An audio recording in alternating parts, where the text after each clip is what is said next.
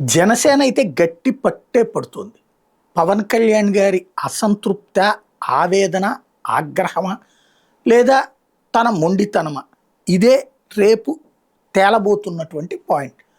తాజాగా అనారోగ్యం అన్నటువంటిది ఒక కారణాలు చెప్తూ ఉన్నారు కానీ క్యాబినెట్కి అటెండ్ కాకపోవడం ఇంకోటో రేపు మళ్ళీ అసెంబ్లీకి అటెండ్ అవుతారు.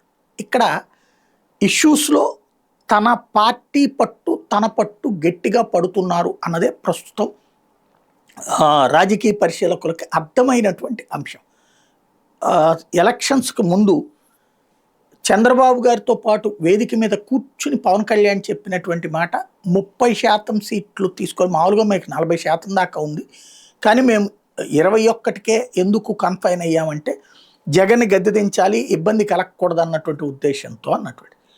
నెక్స్ట్ ఏదైతే నామినేటెడ్ పదవులు, ఈ ఇతర పదవుల్లో 30% తీసుకుంటామన్నారు. చంద్రబాబు గారు కూడా ఒప్పుకున్నారు అన్నారు. కానీ బాబు గారు ఆ రోజున ఏ స్టేట్మెంట్ ఇవ్వలేదు. తర్వాత చూస్తే నామినేటెడ్ పదవుల్లో 5%, 10% అని లెక్కలేసుకోవాల్సిన పరిస్థితి.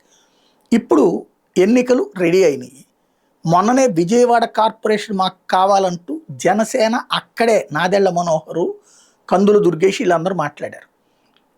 అయితే దాంతోపాటుగా 30% సీట్లు కావాలన్నటువంటి పాయింట్ తెర మీదకి వస్తే లోకేష్ 15% జనసేనకి, 5% బీజేపీకి అనటం, అది చంద్రబాబు గారు దాని మీద ఇంకెవరూ మాట్లాడద్దని చెప్పారు. దాని మీద బాగా రివర్స్ అయ్యాక జరిగినటువంటిది చూసాం. ఇప్పుడు విజయవాడ, విశాఖపట్నం, తిరుపతి, అలాగే ఈ 4 కీలకమైనటువంటిది, విజయవాడతో పాటు తిరుపతి ఒకటి, విశాఖపట్నం ఒకటి, గుంటూరు ఒకటి, ఈ 4 కూడా కాకుండా మిగతాది ఏదైనా కార్పొరేషన్స్ జనసేనకి ఇచ్చేటట్టు. అంటే ఇప్పుడు ప్రత్యక్ష ఎన్నికలు జరగబోతున్నాయి. ఈ 4 కాకుండా ఇంకేదైనా తీసుకోమని చెప్తున్నారని. విజయవాడ కంపల్సరీ కావాలి లేదా గుంటూరు అన్నా కావాలని ఓ పక్కన జనసేన పట్టుబడుతుంది ఈ 4 లెక్కల్లో చూసుకున్నప్పుడు. నెంబర్ 1. రెండోది వచ్చేటప్పటికి 30% సీట్లు కంపల్సరీ, 10% బీజేపీ అన్నటువంటిది గట్టిగా పట్టుబడుతున్నది జనసేనే.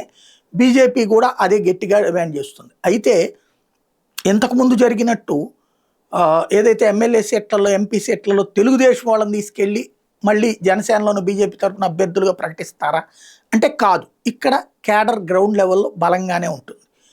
అయితే ఈ స్థాయిలో ఇస్తే గనక ఇక అది ఒక ప్రిసీడియం. ఇప్పుడు మొన్న అసెంబ్లీ దాంట్లో 15-5 లెక్కనైతే ఇప్పుడు వచ్చేటప్పటికి ఈ శాతం ఇస్తే రేపు అసెంబ్లీ ఎలక్షన్స్ కూడా ఇదే అడుగుతారు. అప్పుడు భవిష్యత్తులో తమకు ప్రమాదం అని తెలుగుదేశం భావిస్తుంది. కాబట్టి ఫైనల్గా అంటే ఇక్కడ పర్సంటేజీలు కాకుండా గెలవగలిగిన అభ్యర్థులు చూపించండి అని తెలుగుదేశం అంటోంది. మీకు ఇంతకు ముందు ఏమన్నా ఉన్నారా ఆ లెక్కనైతే కనుక 2019లో ఎట్లా ఓడిపోయారని జనసేన అంటోంది. ఇవన్నీ ఇంటర్నల్ స్ట్రగులే. ఫైనల్గా వచ్చేటప్పటికి ప్రత్యక్ష ఎన్నికలు అన్నటువంటిది తమకు ఫెచ్చింగ్ అవుతుంది. డబ్బున్నోళ్ళు, కులము, ఇతరత్ర పాయింట్ల ఆస్పెక్ట్లో తమ దగ్గరే ఉన్నారన్నటువంటి ఉద్దేశం తెలుగుదేశాన్ని. ఏం జరుగుతుందో చూడాలి.